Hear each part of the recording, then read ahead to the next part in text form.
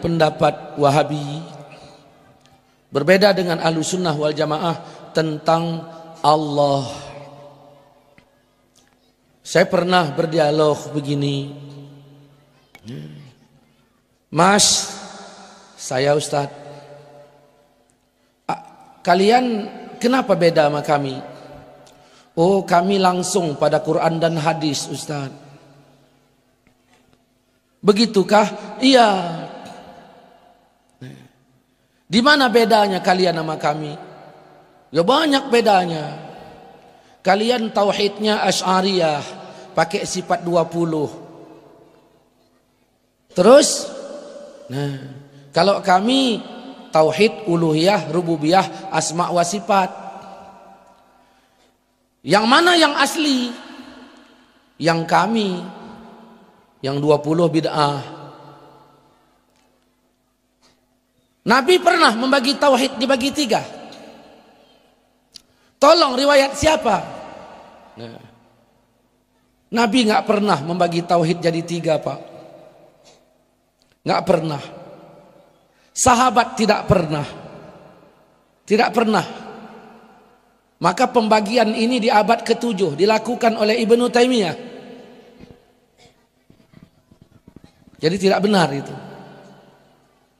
Nah, mereka mengatakan Allah itu duduk di arasy. Saya pernah bertanya, Allah di mana? Di arasy. Dari mana kau tahu? Al-Quran yang bilang, Ustaz. Mana ayatnya?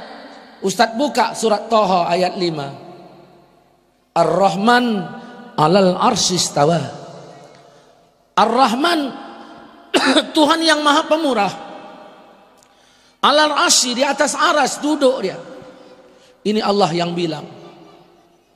Ustaz percaya nggak dengan ayat? Ya percaya. Ya kita wajib percaya Ustaz, betul. Saya percaya kali dengan ayat.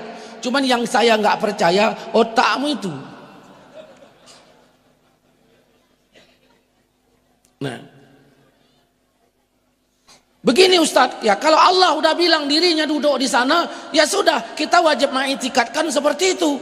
Kenapa begitu? Karena ini ayat Ustaz. Siapa yang menolak ayat kafir. Kalau begitu kita wajib menerima ayat. Benar. Bagaimana kalau ku jawab Tuhan di Palestina? Loh, apa ada ayatnya? Kau baca surat Safat 99. Allah mengatakan di situ dalam ayat itu, inni zahibun ila rabbi sayahdin. Allah menceritakan perkataan Ibrahim yang dibenarkan Allah. Aku berangkat menjumpai Tuhanku. Berdasarkan ayat itu kemana Ibrahim pergi? Ke Palestina. Berarti ayat ini menunjukkan Tuhan di Palestina. Berarti, nah ini juga ayat. Jadi kalau ditanya orang Allah di mana? Di aras dan di Palestina. Aduh, nggak boleh pakai aduh-aduh Mas. Begini Ustaz, begini gimana? Pernah seorang wanita ditanya Nabi, terus kata Nabi, aina Allah, di mana Allah? Terus wanita itu menjawab, fis sama, di langit. Terus Nabi berkata, aku siapa? Engkau Rasulullah. Terus kata Nabi, merdekakan dia karena dia sudah menjadi mukmin. Berarti Nabi mengesahkan i'tikad Allah di langit. Begitukah? Iya. Ya sudah, berarti berdasarkan hadis ini tadi Allah di mana? Di langit. Sekarang saya nanya, Allah di aras apa di langit? Nah, di atas apa di langit? Ya sama saja, oh beda. Langit di bawah aras, aras di atas langit. Aras ada 1, langit ada 7. Pokoknya nggak boleh pakai pokok. Saya udah jerah, diajak teman ke tandem. Ustadz, ayo ke kampungku yuk ke tandem. Mau ngapain? Nah, makan duren. Apa ada? Pokoknya adalah. Udah, hidup mobil, pergi ke sana, makan duren dalam hati. Sampai ke sana, saya tanya, durennya mana? Pokoknya. Gratis kawan tadi diantar. Hanya modal pokok duren. Ini bicara kebenaran, bukan bicara main pokok-pokok. Tadi kau bilang Allah di arsy. Sekarang Allah di langit. Nah, kalau begitu saya juga punya dalil. Kata Nabi, kalau kamu sholat jangan meludah ke depan, karena antara engkau dengan Ka'bah ada Allah. Berarti Allah di bumi. Al-Quran surah Al-An'am ayat 3 mengatakan, wa huwallah fis samawati wal ard. Dianya Allah di langit dan di bumi. Begini loh Ustaz. Begini gimana? Bukti bahwa sesungguhnya Allah di atas. Nabi Muhammad Isra Mi'raj itu kemana? Ya ke langit. Terus kalau ke langit, ini menunjukkan Tuhan itu di atas. Ini makanya kami mengatakan Allah itu di atas. Oh, begini loh. Nah, kami punya bukti juga bahwa Allah di Bukit Tursina. Karena dalam Quran, Nabi Musa ketika menjumpai Tuhan di Bukit Tursina, dan ini diabadikan juga dalam Quran. Begini loh Ustaz, yang mengatakan Allah itu di langit, itu ulama-ulama Mekah loh. Hubungannya sama cerita kita ini apa? Loh, cobalah Ustadz mikir sedikit. Oh iya, maksud Anda ulama Mekah mengatakan Allah di langit. Oh iya. Terus maksudnya apa ini?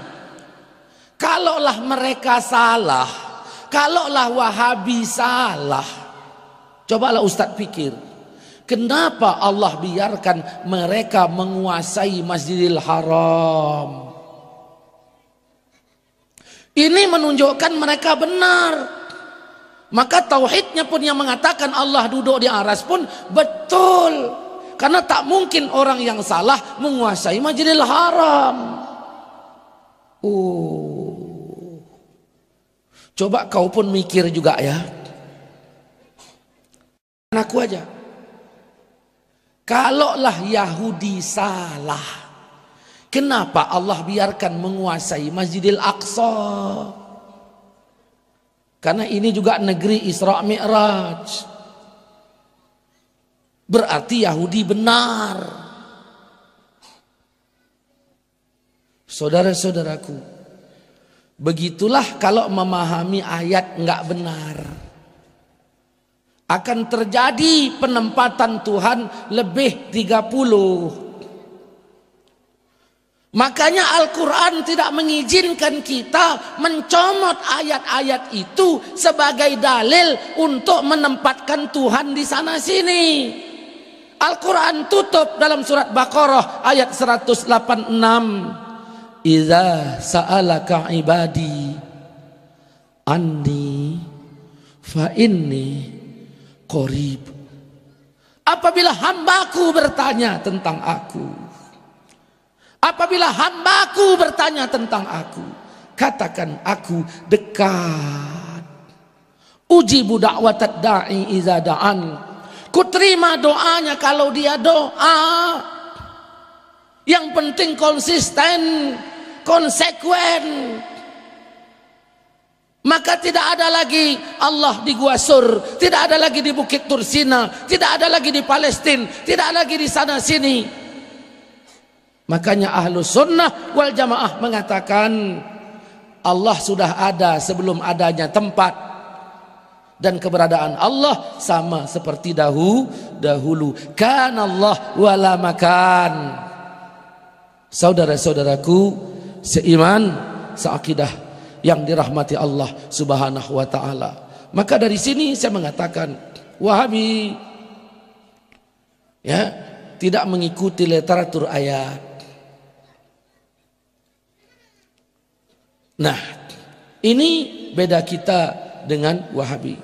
Jadi Wahabi mengharamkan maulid, kita katakan tidak. Ya, Wahabi mengharamkan Sayyidina, kita bedah secara ilmiah juga keliru.